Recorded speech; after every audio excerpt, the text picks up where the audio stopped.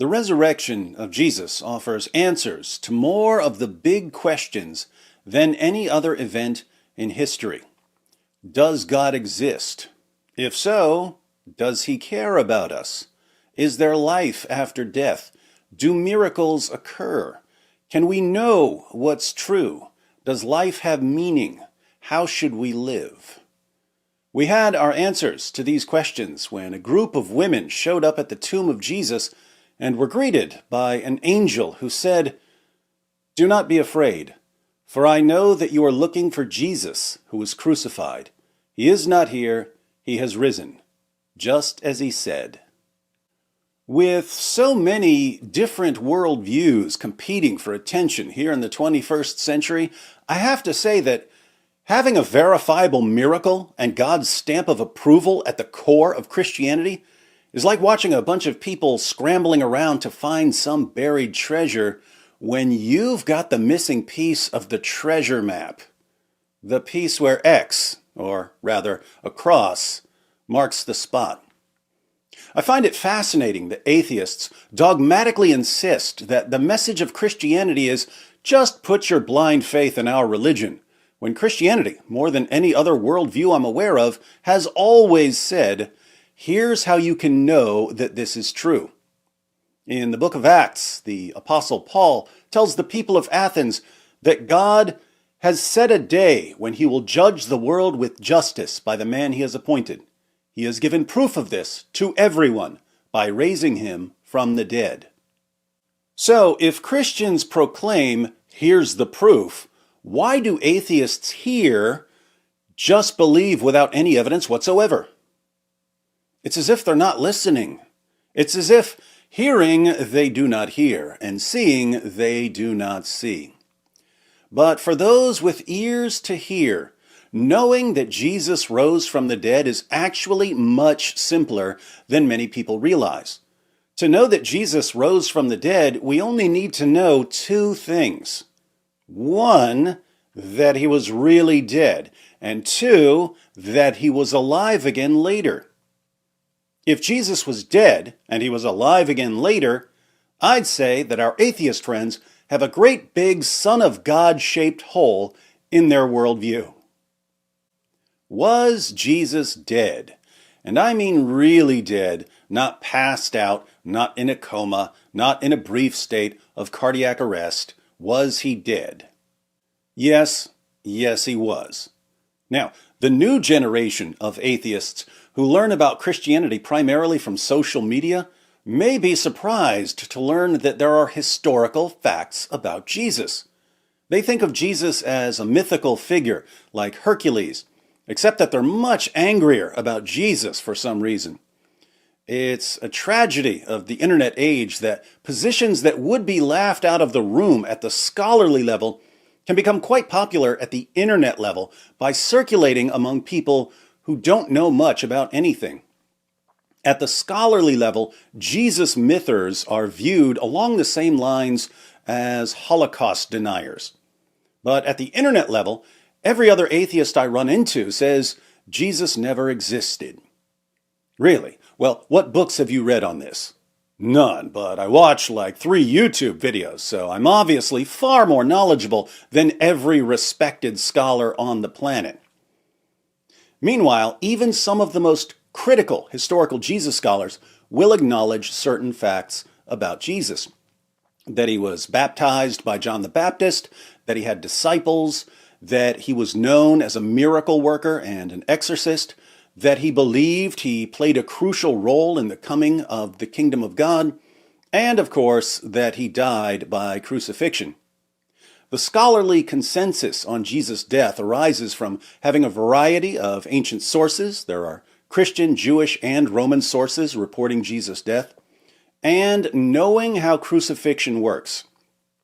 Today, we tend to think of crucifixion as just nailing someone to a cross, but Roman crucifixion was a 3-step process.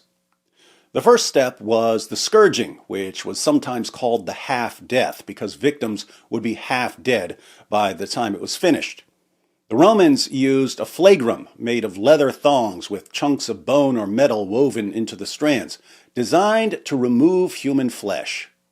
We have records of people being beaten until their veins and arteries were exposed, or until their bones were showing, or until their intestines spilled out. And that was just the beginning. Step 2 was nailing the victim to a cross and letting him hang there while the blood drained out of him. Once he stopped gasping for breath, the Romans knew their work was done. Almost. The Romans didn't take crucifixion lightly, so there was a third step, some sort of death blow, just to make sure their victim was dead. If they needed to pry someone off a cross, they would smash his head in, or stab him through the heart with a sword or a spear, or set him on fire, or let wild animals rip him apart. Not the sort of process anyone's going to walk away from. So, Jesus' death isn't simply a point of Christian doctrine, it's a fact of history, as even non-Christian scholars are happy to admit. Atheist New Testament scholar Geert Ludemann declares that Jesus' death as a consequence of crucifixion is indisputable. John Dominic Crossan of the infamous Jesus Seminar says that there is not the slightest doubt about the fact of Jesus' crucifixion under Pontius Pilate. Marcus Borg, another member of the Jesus Seminar, states that Jesus' execution is the most certain fact about the historical Jesus. Jewish scholar Pinchas Lapid affirms that Jesus' death by crucifixion is historically certain. According to Paula Fredrickson, a convert to Judaism, the single most solid fact about Jesus' life is his death. He was executed by the Roman prefect Pilate on or around Passover in the manner Rome reserved particularly for political insurrectionists, namely crucifixion. And as everyone's favorite scholarly critic of Christianity, Bart Ehrman, maintains, one of the most certain facts of history is that Jesus was crucified on orders of the Roman prefect of Judea, Pontius Pilate. The real question, then, is whether Jesus was alive again later. How would we know if Jesus was alive at some point following his execution by the Romans? The same way we know many other things from history. We need witnesses, and we need to know that we can trust these witnesses. Do we have witnesses of the risen Jesus? Yes, lots. Fortunately, they began preaching almost immediately, and we have summaries of some of their early sermons. They issued official creedal statements that could be easily memorized and passed on to others. They sent out representatives with authoritative traditions that would eventually be incorporated into the Gospels and other writings. We also have writings and quotations outside the New Testament from the next generation of Christian leaders, which included people like Clement of Rome and Polycarp, who knew one or more of the apostles and who continued preaching the message of the apostles, especially the resurrection of Jesus. But the most interesting source on the eyewitnesses of the risen Jesus is an early Christian creed recorded in 1 Corinthians 15, 3-7.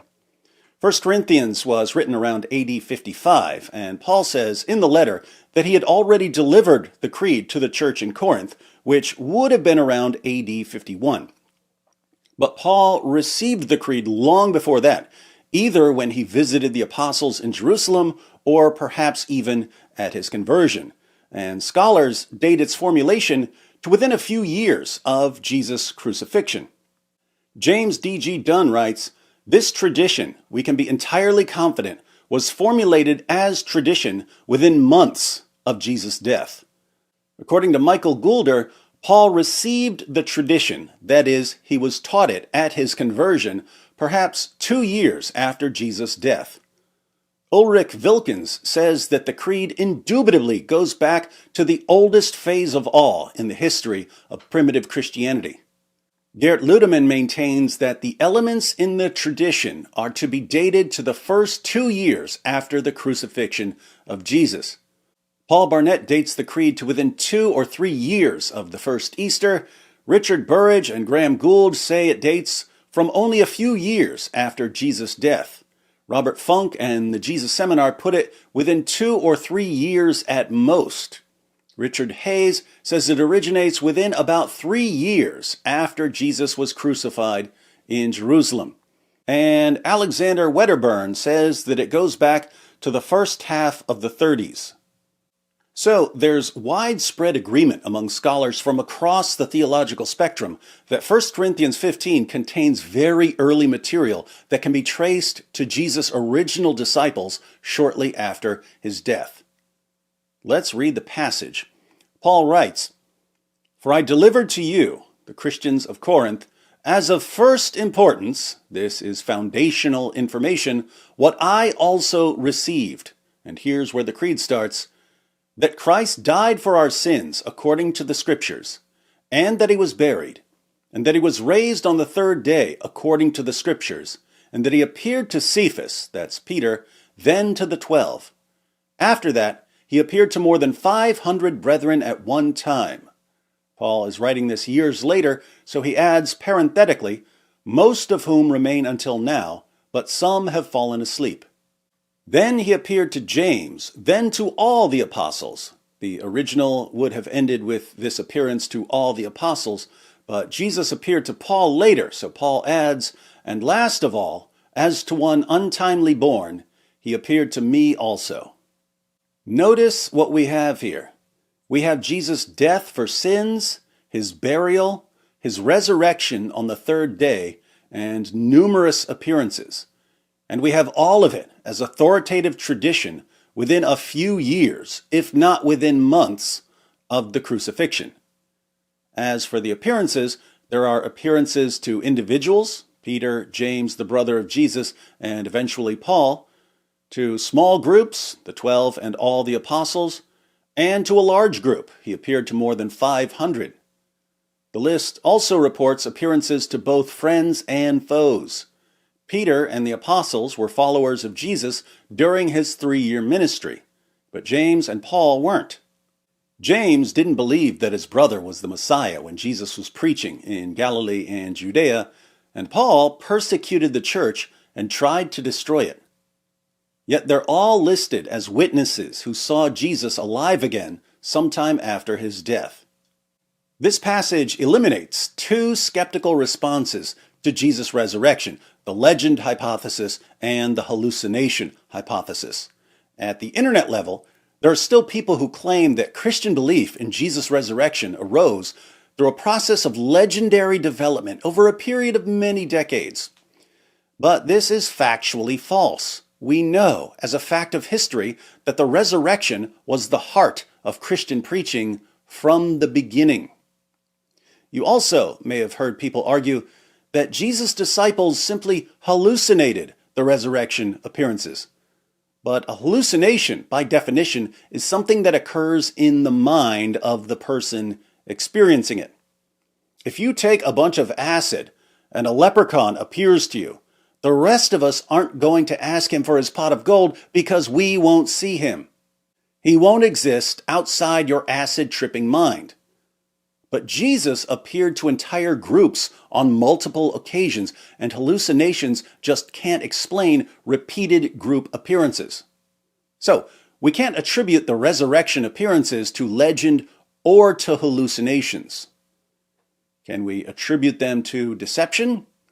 Were the disciples lying about the appearances? That's what I thought before I was a Christian, but there's a fatal flaw in the deception hypothesis. Liars make poor martyrs. While some human beings are willing to die for what they believe in, I've never met anyone who was willing to die for something he made up. In the book of Acts, chapter 4, Peter and John are arrested and threatened. In Acts 5, the apostles are put in jail and flogged. In Acts 12, James, the brother of John, is put to death by Herod, and Peter is again put in jail. The apostle Paul describes his life as a Christian in 2 Corinthians 11:24-27. He writes, "5 times I received from the Jews the 40 lashes minus 1. 3 times I was beaten with rods. Once I was pelted with stones. 3 times I was shipwrecked. I spent a night and a day in the open sea. I've been constantly on the move. I've been in danger from rivers, in danger from bandits, in danger from my fellow Jews, in danger from Gentiles, in danger in the city, in danger in the country, in danger at sea, and in danger from false believers. I have labored and toiled and have often gone without sleep. I have known hunger and thirst and have often gone without food. I have been cold and naked. The Jewish historian Josephus reports that James, the brother of Jesus, was stoned to death as a lawbreaker. Clement of Rome invites his readers to keep in mind the sufferings and martyrdoms of Peter and Paul. So the apostles didn't just preach that they had seen Jesus alive again, they were willing to endure prison, floggings, and even death as they preached. And that means they really believed what they were saying.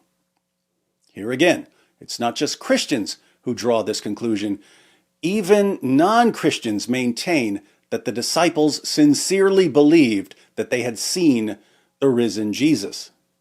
Geert Ludemann, it may be taken as historically certain that Peter and the disciples had experiences after Jesus' death in which Jesus appeared to them as the risen Christ.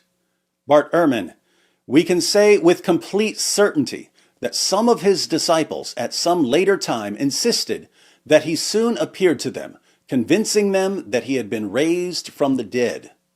Bart Ehrman again, it is a historical fact that some of Jesus' followers came to believe that he had been raised from the dead soon after his execution.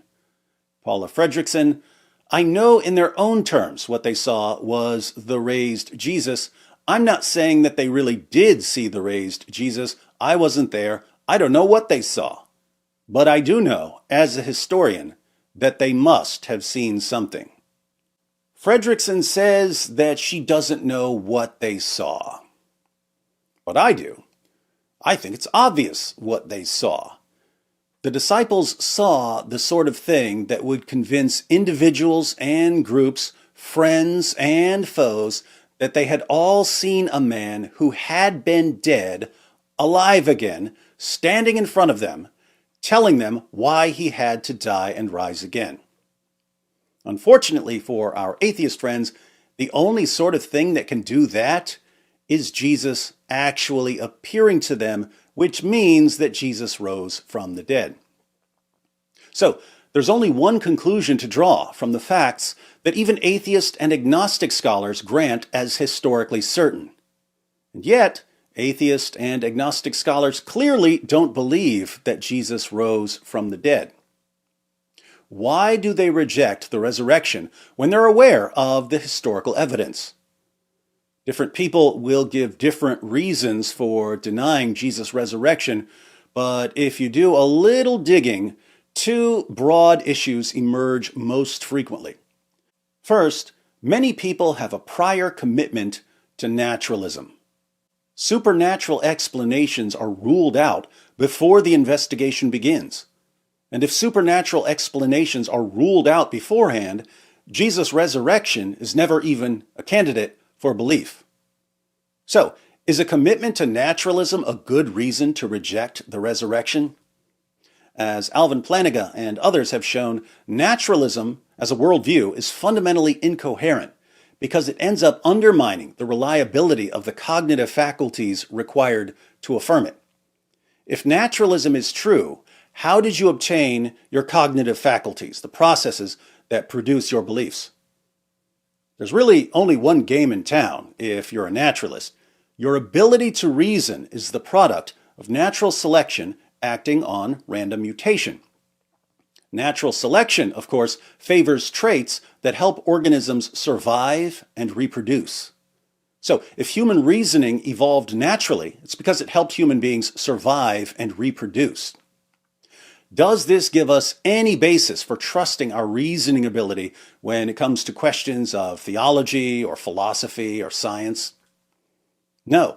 At best, our cognitive faculties would be reliable when it comes to finding berries or using a spear against an enemy or doing something to attract a mate. Interestingly, Darwin himself noticed this problem. He said, "But with me the horrid doubt always arises whether the convictions of man's mind, which has been developed from the mind of the lower animals, are of any value or at all trustworthy. Would anyone trust in the convictions of a monkey's mind, if there are any convictions in such a mind?" Naturalism isn't a pillar of rationality, it's a pillager of rationality. But a more glaring difficulty, given a discussion of miracles, is the global abundance of miracle claims.